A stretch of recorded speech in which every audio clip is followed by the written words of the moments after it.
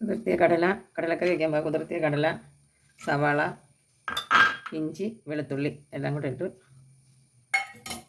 വെള്ളം, ഉപ്പ്, കടുക് പൊട്ടി, മുളക്, കരിവേപ്പിലൊക്കെ ഇട്ട് വറുത്തര ഇരിപ്പുണ്ടായിരുന്നു. ആ വറുത്തര ചേർത്ത്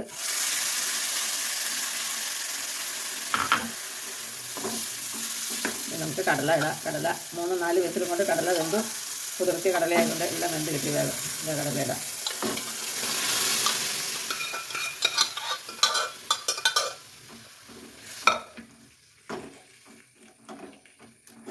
എല്ലാം കൂടി ഒന്ന് തിളച്ച് കിട്ടിയ കടലക്കറി റെഡി. അങ്ങനെ കറിയൊക്കെ തിളച്ച് കിട്ടിയിട്ടുണ്ട്. വറുത്തരച്ച കടലക്കറി റെഡി.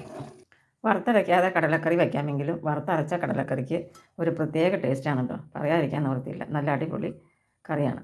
നല്ലൊരു ടേസ്റ്റാണ് വറുത്തരച്ച കറി വയ്ക്കുമ്പോൾ. അപ്പോൾ ശരി, എന്നാൽ അടുത്ത വീഡിയോ കാണാം.